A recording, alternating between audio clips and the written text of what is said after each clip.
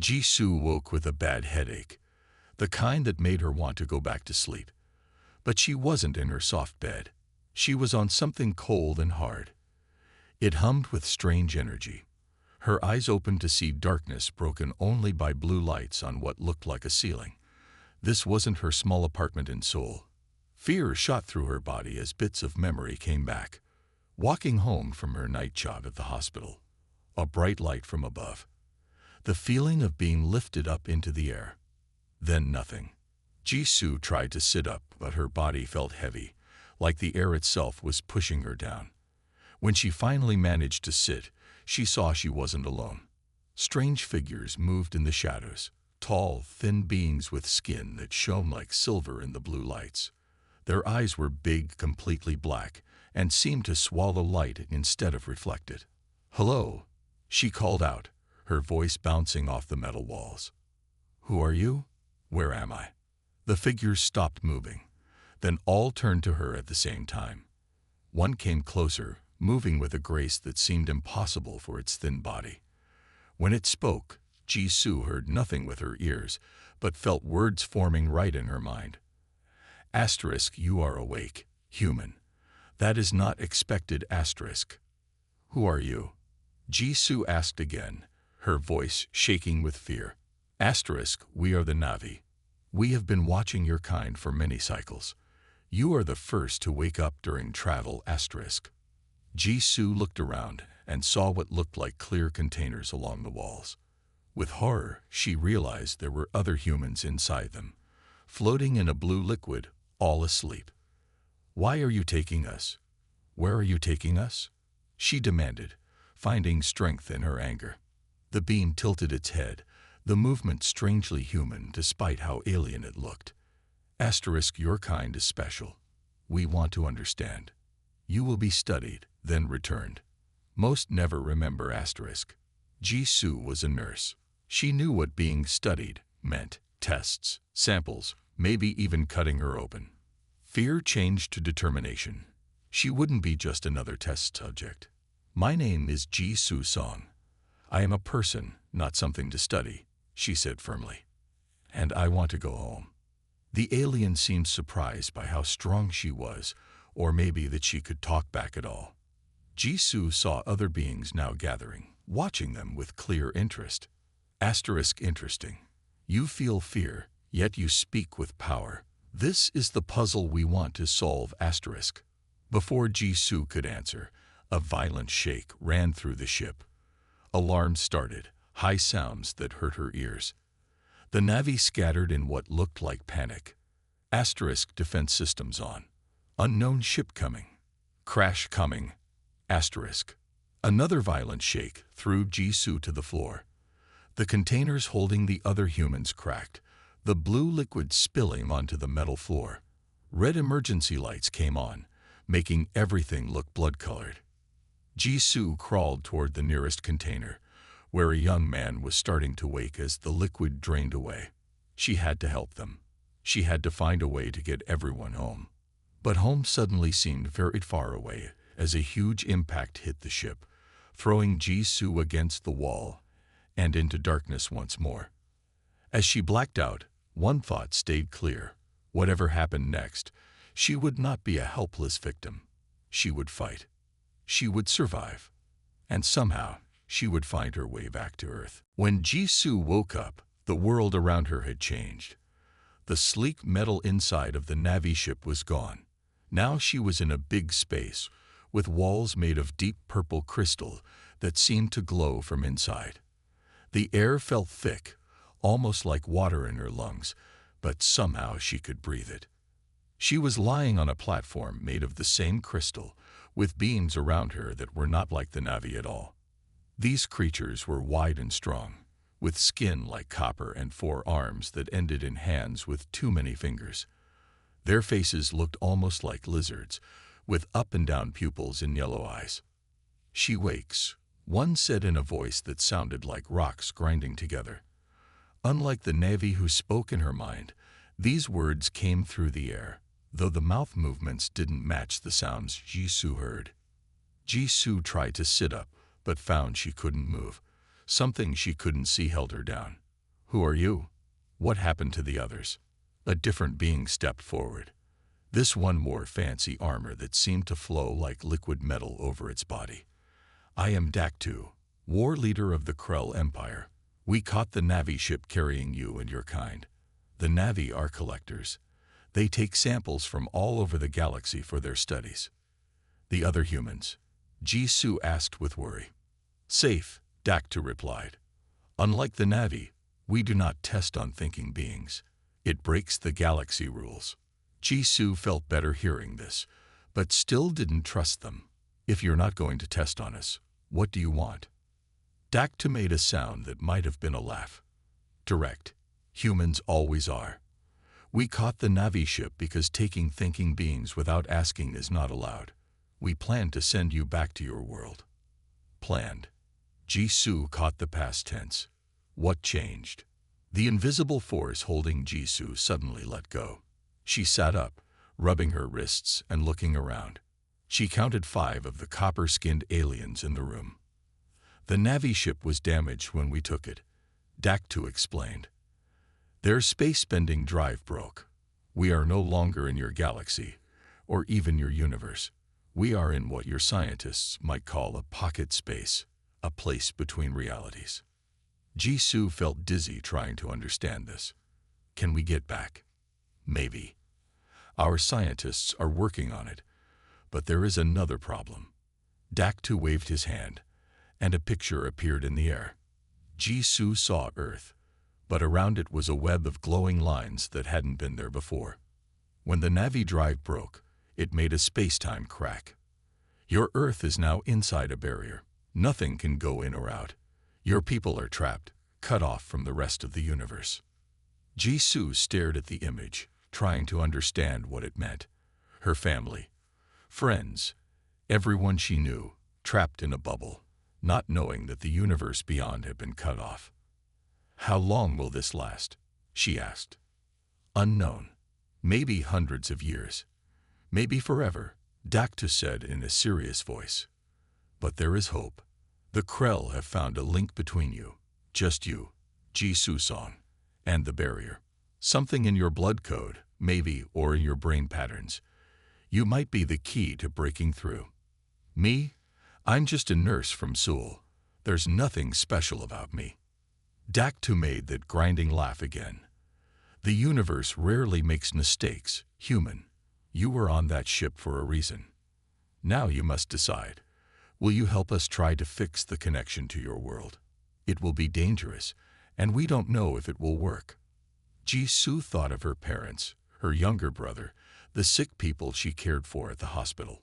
All of them trapped, not knowing.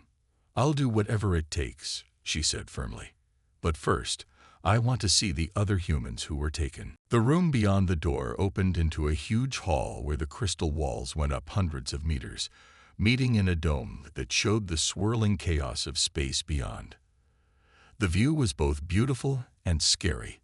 Streams of energy in impossible colors flowed like rivers across a black empty space that seemed both endless and too close.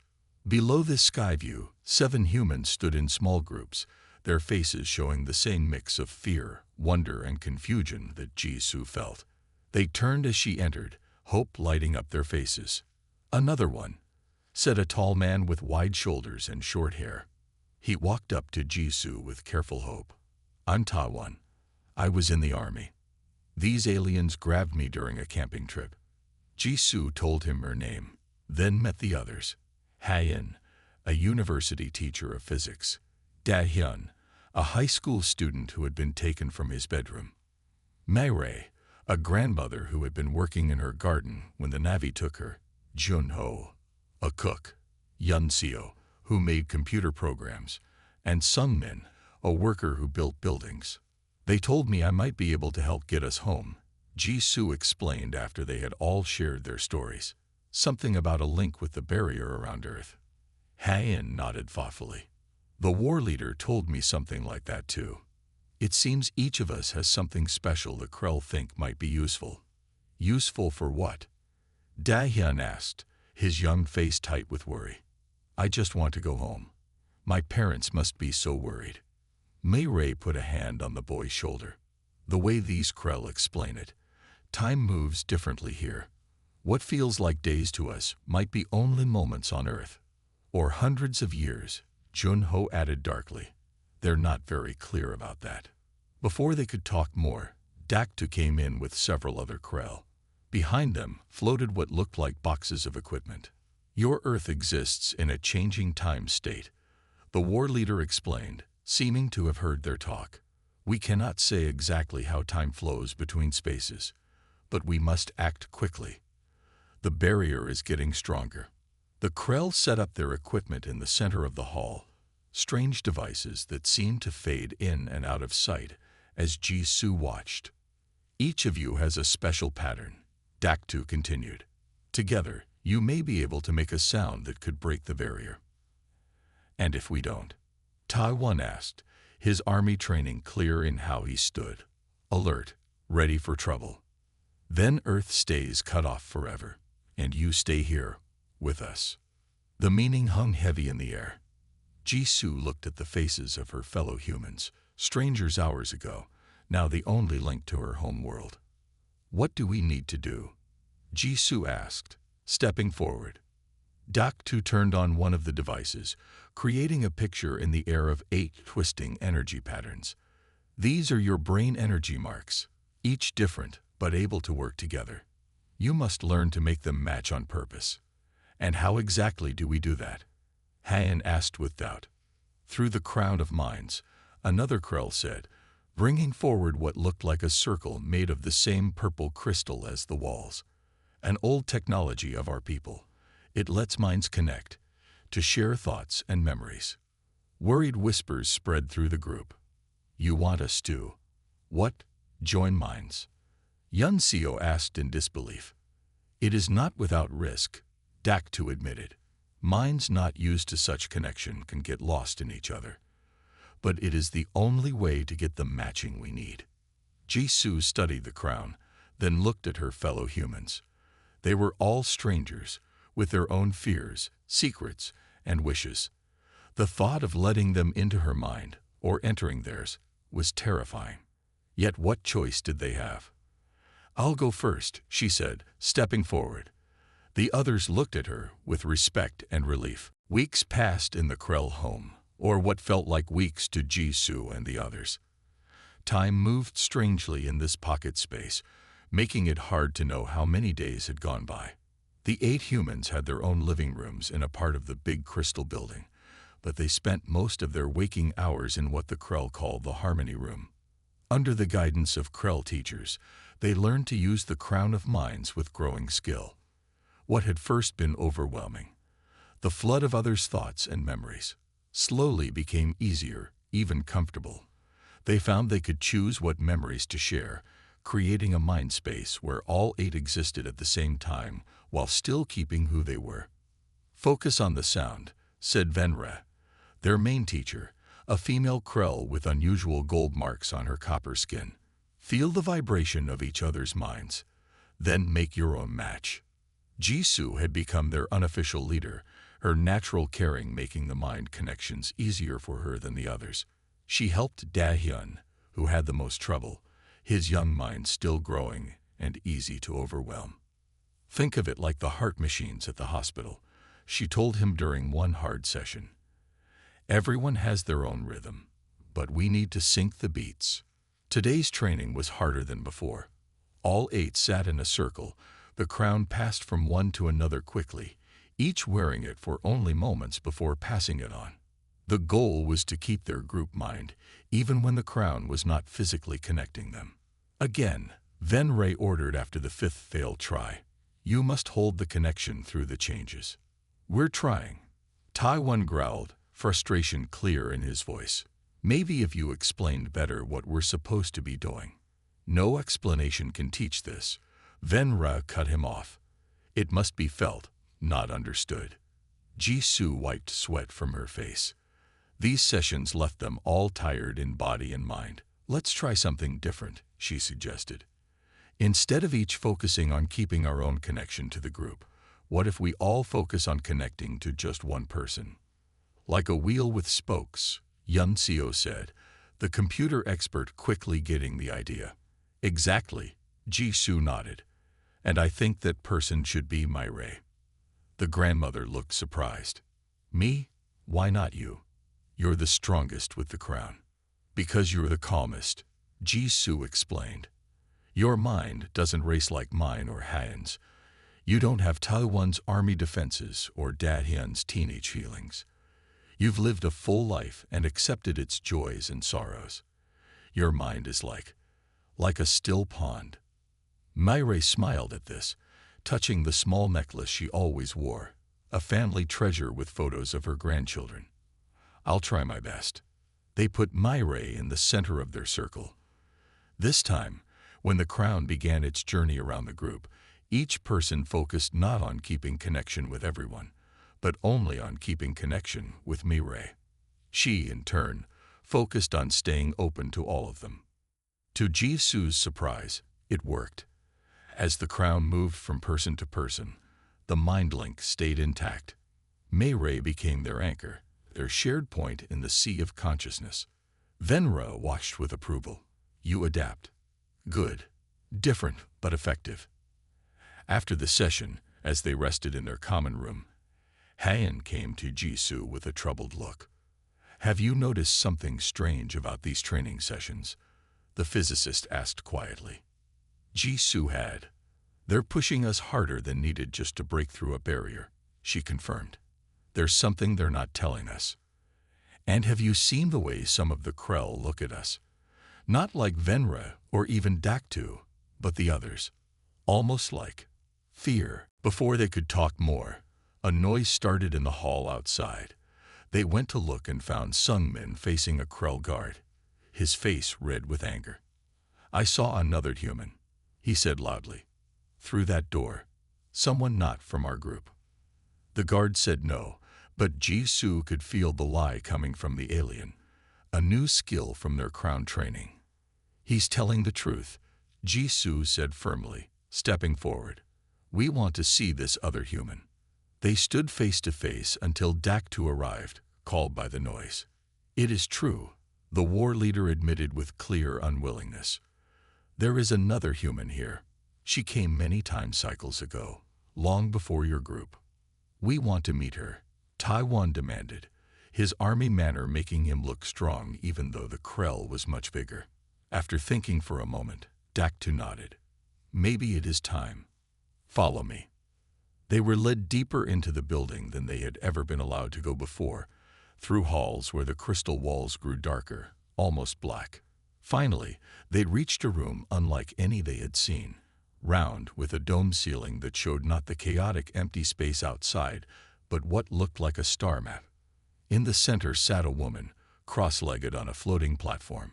Her hair was silver despite her young look, and she wore robes of a material that seemed to change colors with each breath she took. When she opened her eyes and saw them, a smile of deep sadness touched her lips. Hello, she said in perfect Korean. My name is Jin.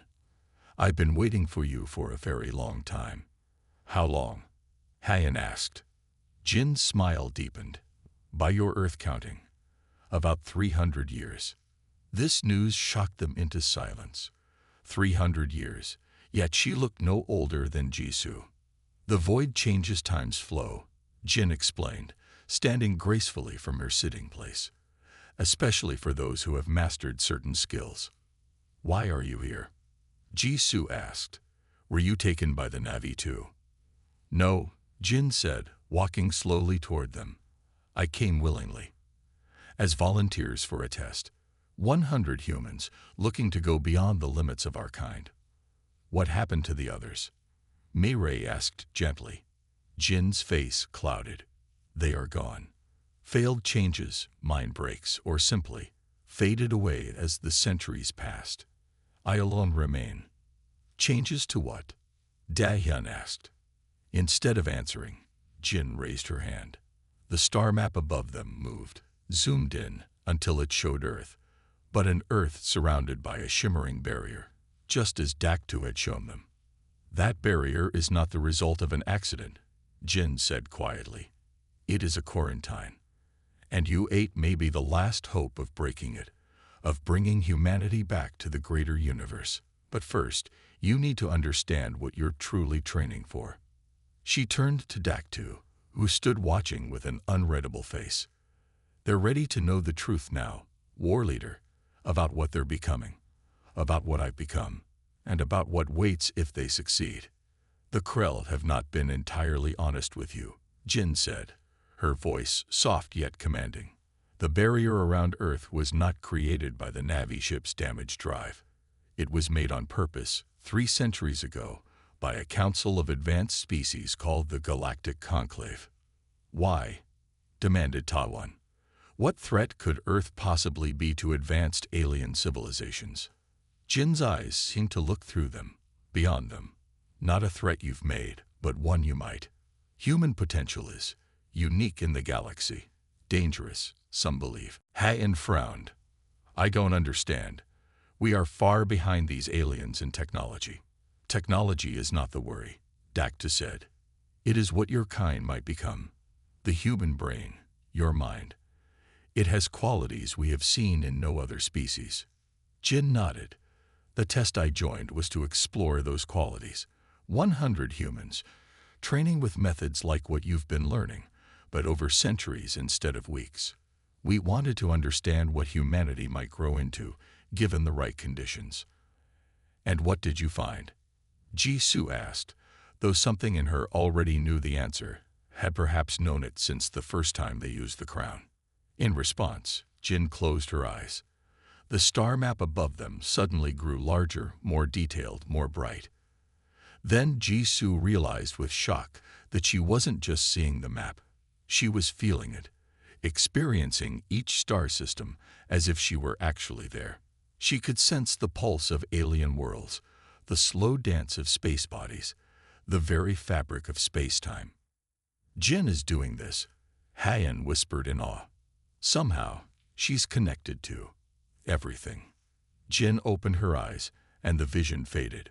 What you call the Crown of Minds was first made as a healing device for Krell suffering from broken minds. For them, it helps keep their natural mind-to-mind connections. But in humans, it wakes up hidden abilities that even we didn't fully understand when we came here. Abilities like what you just showed us. Mirai asked. That and more, Jin confirmed. Through the crown training, human minds can expand beyond normal limits. They can see and eventually change reality at basic levels. Energy fields, possibility patterns, even the walls between spaces. Like the barrier around Earth, Yun Seo said, understanding. Exactly, said Daktu. The barrier was created through combined tools of multiple species, specially designed to contain human growth. But what can be made can be unmade, by the right kind of mind. You're saying we're becoming like Jin, Jisoo said. It wasn't a question. Jin shook her head. Not like me. Beyond me. I was alone for most of my journey, the last living person from my group. But you 8 have formed connections I never had. Your potential together is far greater. Why would these aliens lock Earth away just because humans might develop unusual mind abilities? Some men asked with doubt. Because they fear change, Jin said simply. The conclave species have existed in balance for thousands of years. Human minds represent unpredictable growth. And there is a reason for their fears. What reason? Junho asked. Jin looked at Daktu, who nodded grimly. Show them, the war leader said. Jin gestured, and the star map shifted again, focusing on a far part where a vast emptiness stretched between galaxy groups. An emptiness too perfect, too absolute to be natural. This empty space was once home to billions of thinking beings, thousands of civilizations, Jin explained, until one species developed abilities like what humans have. They called themselves the Risen Ones. Within one generation, they had either controlled or destroyed every other species in their region. Eventually, the Conclave had to quarantine an entire sector of the universe, tens of thousands of worlds lost forever. Silence fell as the meaning sank in. Jisoo felt cold despite the warm air of the room. You're saying humans could become like these Risen Ones, she finally said. That we could become destroyers of worlds. Or their saviors, Jin countered. That is why the Krell risked everything to catch the Na'vi ship. They believe humanity deserves the chance to chart its own path. We, believe you eight represent the best of what humanity might become. But no pressure, Da-hyun said, his young face pale. Jin smiled at him with real warmth. The choice is still yours. You can keep training, try to break the barrier, and decide humanity's path. Or you can say no, stay here safely, while Earth stays alone. What happens if we break the barrier? Jisoo asked. Will all humans suddenly get these abilities? Will we have a planet full of people like you? Jin shook her head. The process needs special conditions and training. What will happen is that Earth will rejoin the galaxy community. Humanity will have the chance to grow naturally, with knowledge of the wider universe. The Krell and their friends will give guidance, but Earth's future will belong to humans. And if some humans do develop these abilities, Ha-hyun pressed, how do we make sure they don't become like the Risen Ones? That, Jin said quietly, is where you eight become most important. You would be the first, the guides for those who follow. Your choices, your values, would set the pattern for human growth. The weight of this duty fell heavily on Jisoo's shoulders. She looked at her companions, strangers weeks ago, now connected in ways deeper than family. Each face showed the same mix of fear and determination that she felt. We need time to talk about this, she told Jin and Daktu. Alone. The Krell left them, but Jin stayed a moment longer. Whatever you decide, she said softly, know that I believe in you. All of you, more than I have believed in anything in 300 years. When they were alone, the 8 humans formed a circle, naturally seeking the position that had become familiar during their training. This is crazy, Taiwan said right away. They're asking us to take responsibility for the entire human race. Is it really a choice, though? Yun Seo countered. Leave Earth cut off forever, or give humanity a chance. But at what risk? Ha-hyun asked. If humans really could develop into these Risen Ones, we're talking about playing gods, Sung-min added, his voice very serious. Jisoo listened as they debated, each view valid, each fear justified. When all had spoken, they turned to her, seeking the leadership she had naturally taken. I think, she said carefully, that throughout human history, every major discovery, every step forward, has carried both risk and potential. Fire could cook food or burn villages. Nuclear power could light cities or destroy them. This is no different, except in scale. She paused, gathering her thoughts. We can't make this decision based on fear, either fear of duty or fear of what humanity might become. We have to make it based on hope. Hope that given the chance, humans will choose connection over control, understanding over power. That's a big gamble, Junho said doubtfully. Yes, Jisoo agreed. But it's our gamble to make. And if we succeed in breaking the barrier, we'll be there to help guide what comes next. She looked at each of them in turn. I'm continuing the training. I'm going to try to break the barrier, but I will only do it if all of you are with me. This has to be unanimous. One by one, they nodded their agreement. Tai won last, his military caution finally giving way to resolve. As if sensing their decision, Jin and Daktu returned to the room. We'll do it, Jisoo told them. But we have conditions. We want to understand everything. About these abilities, about the conclave, about what happened to the Risen Ones. No more secrets. Jin's smile was radiant. I expected nothing less. Your real training begins tomorrow.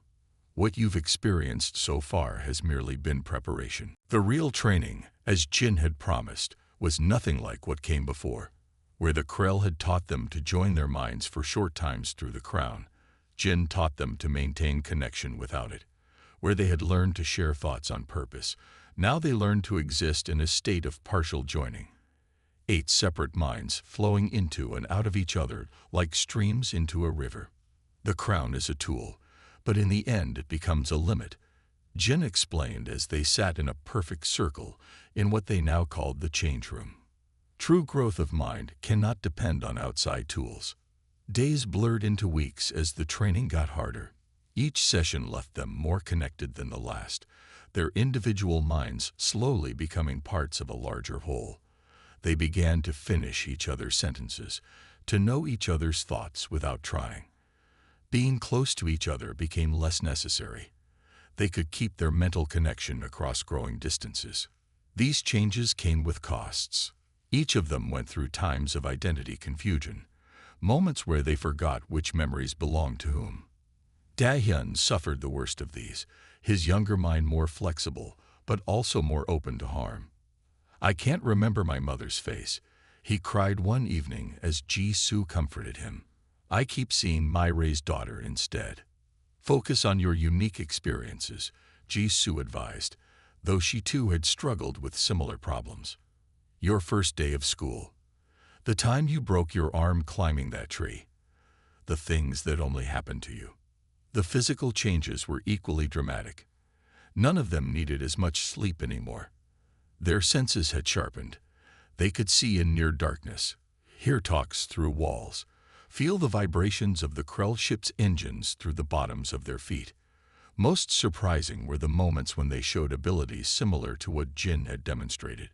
Brief flashes of expanded awareness, glimpses of distant places, or the occasional small object moving without being touched.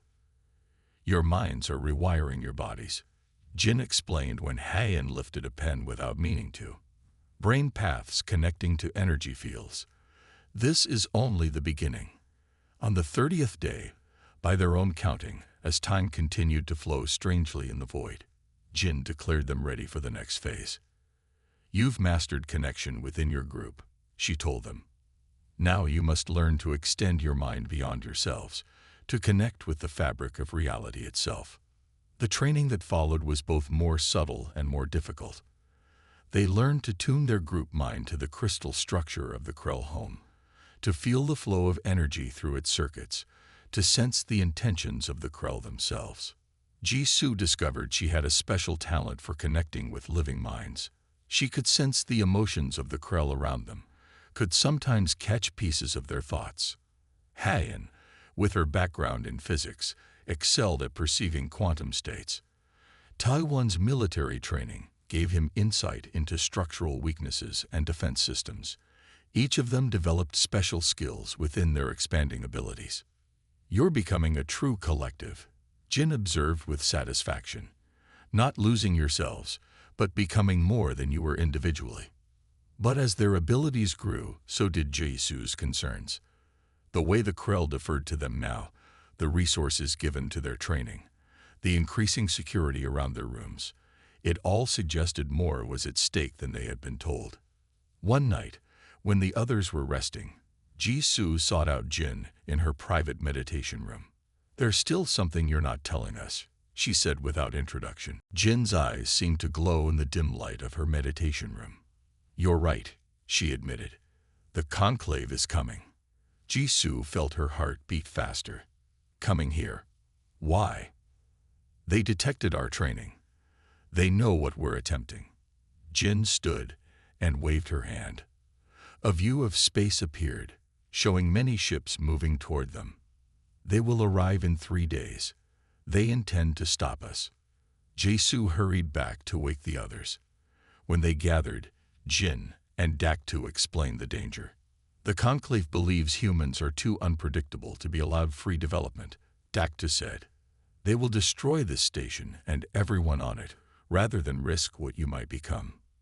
"Then we need to move faster," Taiwan said, his military mind already planning. "We need to break the barrier before they arrive." Jin shook her head. "You're not ready. The barrier is too strong." "Then what do we do?" Dahyun asked, fear in his voice. Ji-soo felt something change inside her mind, a clarity she had never known before. She looked at her fellow humans and saw not just their bodies, but the patterns of energy that made them who they were.